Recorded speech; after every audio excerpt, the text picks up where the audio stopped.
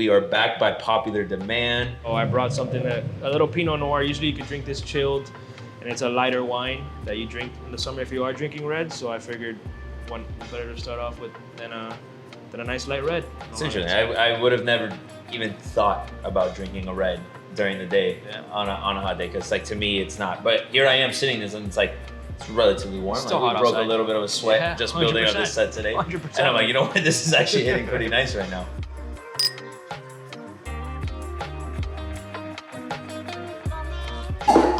What is going on, everybody? We are back by popular demand after a very well-received conversation with Georgie here at Lamello's. People wanted wine conversation. It was kind of the highlight. Obviously, this is a meat place and there's plenty of great options here, but in terms of the conversation that we had, wine was very popular, and you and I both received a ton of messages. So we wanted to give you guys what you guys asked for, and we want to open the floor to questions that you guys have. But essentially, we are going to create a series of content around wine. There's a ton of different things that we can speak about, but we want to really leave the floor to you guys. So before we really get into things, what are we going to be started with today? Oh man, it's a little hot outside. It's summer, so I brought something a little Pinot Noir. Usually you could drink this chilled, and it's a lighter wine that you drink in the summer if you are drinking red. So I figured one better to start off with than a nice light red, and I chilled it for us. So.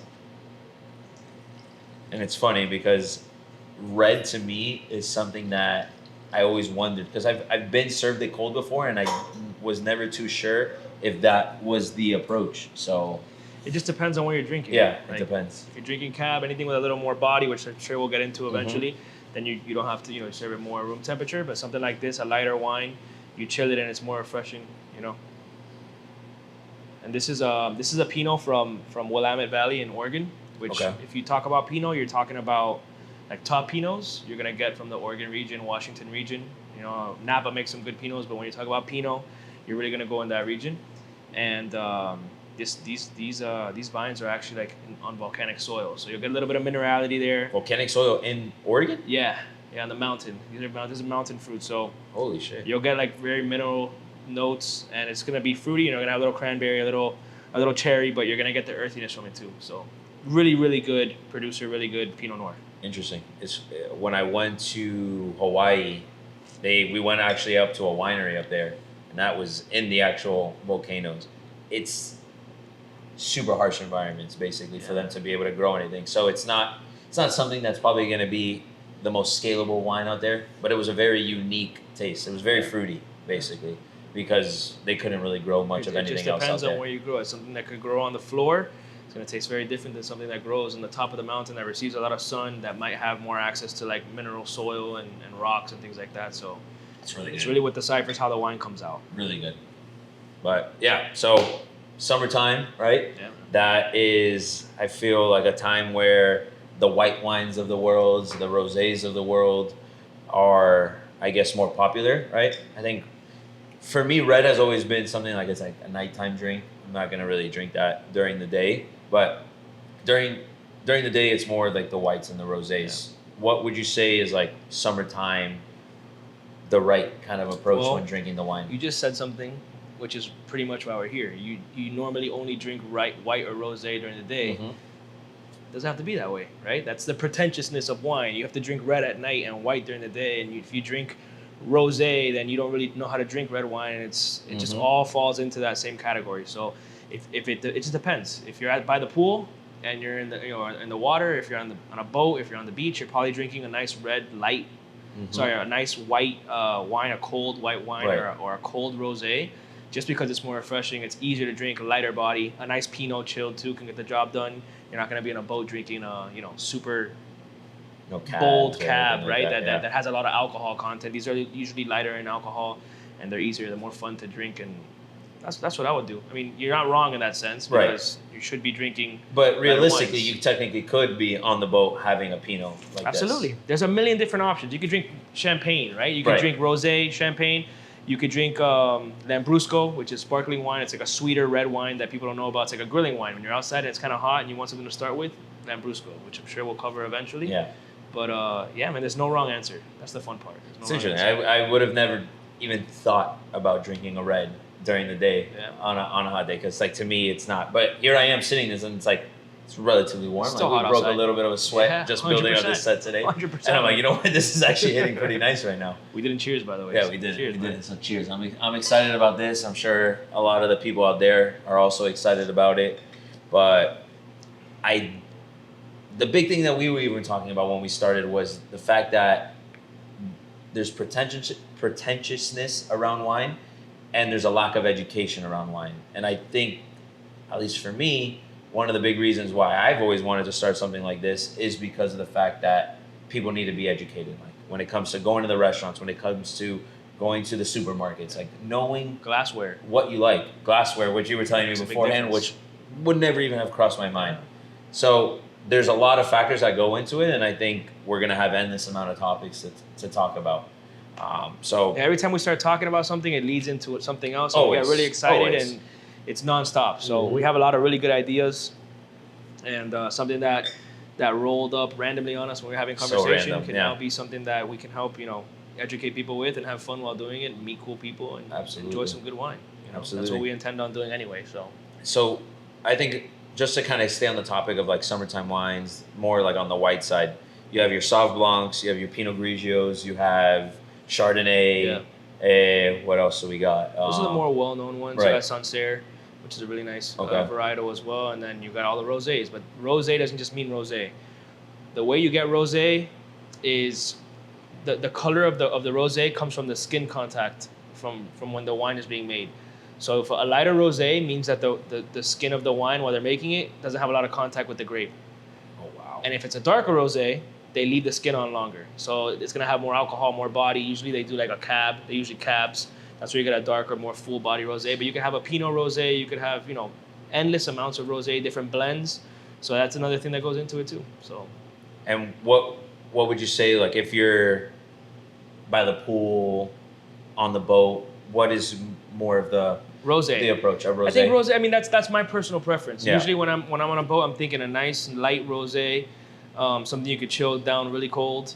When you get into whites, most people think that a white wine is like secondary to a red, and that it's not as good. There are some really, really, really good white wines that sometimes I enjoy more than the red wines. So it gets a little more, complicated and complex when you get into the white wines. Right. There's obviously a bunch of easygoing white wines you could walk into a supermarket and pick out that I'm sure are going to be great anyways. Mhm. But rosé is the answer for summer. Right. Like that's when I think summer, I think rosé. Yeah. You can have a hot dog with it. You can have burgers with it. If you're grilling, having light bites, it pairs perfectly. I did that the other day. I was barbecuing, and I'm like, and you're the one that got me into this thought process, because I honestly, it wasn't a thought. I was never really a big white wine guy. I always did. My mom was like big in going to Publix, getting the Santa Margarita, Hey, by the way, fire. which Santa Margarita is it's delicious. great. It's very really good. stuff. So when I started drinking white wine, I would go to the market, and I'm like, that's what I'm gonna get. So the other day I'm barbecuing, got my Bubba Burgers there at Yeah, man. Publix, just something simple, quick, and grabbed the bottle of the Santa Margarita. And it's nice because I like the crispiness of it. Of course. That It's to very me consistent, too. is exactly. Yeah. You know what you're gonna get every single time. Absolutely. Price point obviously is relatively But good. that's what we talk about. That's a good start. Mhm. You find out that you like Santa Margarita, so you buy Exactly. it every single time, and then you think, if I like this, what else would I like? Right, and And that's where you dive into that. That's where I'm at. It's Exactly. like I've become the wine connoisseur in terms of I enjoy it, I like it, I'm interested in I guess like the story behind it, and like why do I like this for what it is, because I know there's just so much more out there, course. right? Of course. So to your point, now I know I have a foundation essentially, and I think everyone should almost discover their base level first of like what they like. Be open to trying everything. Try the rosés. Try every white wine that's out there. course. Try every red. Try the Pinot. Try the Cab. Try the Malbec. Try the blend. It's good to compare it to like beer. When you're, Mhm. I don't want to say 18 years old. When you're 21 years old and you Right, have, right, and you right. have your first beer, Right. oh, it's nasty. Yeah. And then you get older and you have like, the next step up, you end up having IPAs. And you went Mhm. from drinking Bud Light and Michelob Exactly. Ultra and all that stuff, and you're drinking IPAs and Mhm. sours. Your palate develops the same way with Yeah. wine. You're gonna like the lighter stuff. Pinots mostly, for the most part. I started drinking Pinots. I thought it was the end all be all. And same thing with the whites. Whites, I would walk in. I didn't know anything about white, Yeah. and I thought like everybody else that a white is secondary to red. It's just it's not good. You don't like Sure, good it was wine. like red was here and whites was just like. That's what most people think. And then I try a cheap white wine and I'm like, it's pretty refreshing, it's pretty nice. And then you learn a little bit more, and then of course you end up like you develop yourself at your palate and your taste, and you like. I think the biggest thing too is like you grow an appreciation. Like kind of going back to like your beer comparison, right? We just grabbed whatever was quick, easy, and cheap, right? And I think there's obviously always going to be a market for that. But as you get older, you grow an appreciation for like the art that goes into it. And going to the beer comparison, like an IPA, was like crafted differently, right? It's not just like a little bit of hops and water and that's it. Like there's a science behind it, and they get crazy funky with some of these, and there's a thought process, and there's a lot of trial and error. It's the same thing with wine. Like these guys you were telling me some crazy stories, and I think that's what more people need to know about it, because it's not pretentious, because the people that go about this are not pretentious in their craft. They're true artists, and they're scientists, and they think about this in a super strategic manner. Goes back to what I said. They're trying to tell a story. Every year is different. And every bottle is a story in its hand. Every year is different. One year the sun might be out more than the next. One year it might rain more than the last year. Exactly. And those are challenges that winemakers have to struggle with every year. So how do I make my wine consistently taste this every single year? And it's just up and down. 1 year you don't have a lot of shade. What am I gonna do to combat the fact that I'm not getting enough sun on these grapes? What am I gonna do? Or rain 1 year. Exactly. So that there truly is an art that goes into making wine. There's obviously mass-produced, mass-marketed wines that are gonna taste consistent no matter what.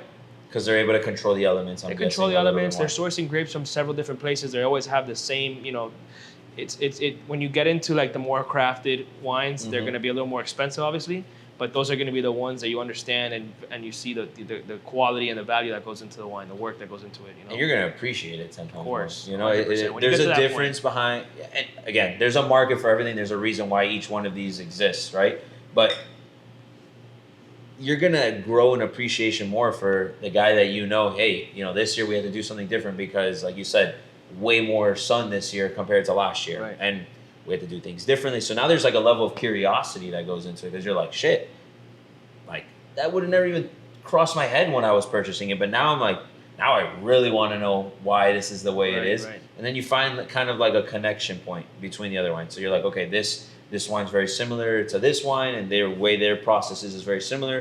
And then you find kind of like your sweet spot, right? Like you're like, okay, I like this because of whatever reason. Everyone's gonna like their wines, I guess, for whatever their choice is. Same thing with beer.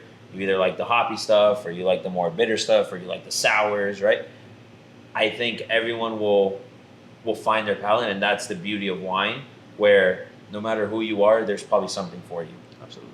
I don't think... Couldn't be, yeah. Right? Be more right. I don't think anybody can't find something they don't Absolutely. like in this world. It doesn't matter what you like. As long as you like something, you stick to sweet, that. You like and it crispy. Absolutely. There's people who I know that will not drink a wine unless it's bone dry, meaning that it's the opposite of sweet. Right. And there's some people that I know that indulge in sweet wines, and there's some people that just know when to pick and choose which ones. So you're not right or wrong for anything that you do. You have to try everything and decide what you like, and then build it off that. Yeah, I think it's big thing too is like going into an open mind when it comes to wine. 100%.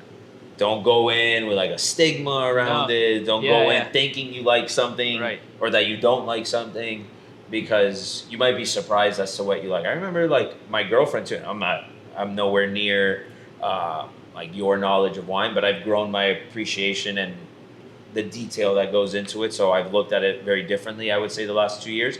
But my girlfriend was a Pinot Noir, like only red wine person. Like everything else was too heavy or too bitter or too strong. Drinking cabs now, drinking blends. That's the fun part. Because she's like, holy cow. And it's probably like you maybe just had a bad experience with the first one you tried because it didn't match your palate or just... They're all different, man. There's so many different types. So many. My fiance's the same way. She started when we started vice dating. versa. You probably got introduced to the rosés and the whites because of like your fiance 100%. being like, she holds it over my head all the time. I always wanted to like dabble in it, but I was also always like in that stage, like red wine's where it's at, cabs are where it's at. And then we started dating, and she wanted white wines, and I was like, let me learn a little bit more about wine. It became fun to me. So I started doing a little research. We started trying different things, and she's very honest, and she has a really good palate. And she'll tell me, I don't like this, I like this, and we bump heads sometimes, so that might be something I like, but that's just because our tastes are different. Personal choice, yeah. But that's how I start going down that rabbit hole of trying different things, and now I'm buying more white wine than ever because I like it more than not more than I like red, but I'm drinking it more, especially now in the summer, than I drink red wine. Of course. But I found an appreciation for white wine and rosé. Yeah. That's what it boils down to. So where my collection was 100% red, it's now like 60-40. Red to white and rosés. And what is your storing process look like? You have I have a couple wine cooler. I have some wine coolers that like portable fridges that I bought that are all filled up, and I have I use some space in my dad's cellar at the house, and then I'm using all my storage here at the storage. It's free. True. But my plan is to find probably outside storage for now. It's getting a little crazy. So outside storage. It's hard to come by. But outside, no AC. Sorry, what I mean by outside storage is like third-party storage. Ah, okay. There are some companies that do it, and it's not super expensive. But with the amount of wine that you have, it's probably worth it. A lot of restaurants do it because restaurants. When a restaurant buys wine, usually you get the best deal on wine through a distributor when you buy multiple cases. So let's just say this bottle cost $15 a bottle on one case. But if you buy 10 cases, it goes down to $8. Well, that's a lot of margin for a restaurant to work with. So they usually buy the 10-case deal. But where are they going to store that in a restaurant? Right. They're serving X amount of different wines on the wine list. So they usually, plus whatever other products they have. If they have a warehouse, great. You don't necessarily want to hold wine there long term if it's hot. But a lot of restaurants use third-party storage for that reason. Got it. True. Yeah. I didn't even think about that. It's a good business. Yeah. I'd love to get into it one day. And that's like temperature regulated. I'm guessing humidity is also involved in all that. Listen, it's business, right? There's a lot of things that go into it. You have to have insurance because you might have some customers that have really expensive bottles, so you have to have insurance. Regulate the temperature, the liability that goes into and the land in Miami isn't necessarily the cheapest, so it's hard to get into it in that aspect. But I want to get a wine cooler for the house. Like that's gonna be my next. Yeah, we could talk about that on an episode. I was gonna say like some really good value cool coolers. Segment of like what's like if you're gonna make that purchase, what does that purchase look like? Right. What are you looking for space wise? Like what's kind of like the right amount of space? Because I catch myself so many times, I'm like, damn, I'm in the mood for like a good wine, but I got nothing at the house. You know? That's where it starts. Right? Start with something small, exactly, and then you fill that up. Yeah, and you're buying wine faster than you're drinking it at that point. So you're like, gotta buy something bigger. That's what happens. That's what happens to everyone. It's a good problem to have. Good problem to have. It's a fun problem to have. Exactly. I'm in that dangerous territory right now. Yeah, it's gonna get bad. Trust me. No, it's starting this shit. It's gonna get worse. Make it worse, bro. It's gonna get worse. But yeah, absolutely. But yeah, I think for the most part, very introductory today, just kind of high level. I think we know there's a lot to talk about, but again, we want to leave it to the people. We have a lot of ideas that we've discussed ourselves, but feedback is the best when people are watching for a reason. So and we don't have a name for this right now. We're working on it. We're working on it. So we'll do a little poll as well and try to get people's names. Maybe give a little something away for it. Absolutely. We'll do a bottle of wine. Yeah, makes sense. Bottle of wine. Someone helps us pick the name, we'll give them a bottle of wine. A good one. I like that. Well, yeah, man. I'm excited for this. Me too. It's gonna be a good time. Me too, man. It's gonna be a good time. It's gonna go fucking big. I already know. Cheers, bro. All right, guys. Well, we will see you guys on the next one. We'll have some more wine talk, and we're excited for your guys' opinions and questions. So thanks for the feedback. Plenty to talk about. And thanks for the support, for sure. Absolutely. Cheers.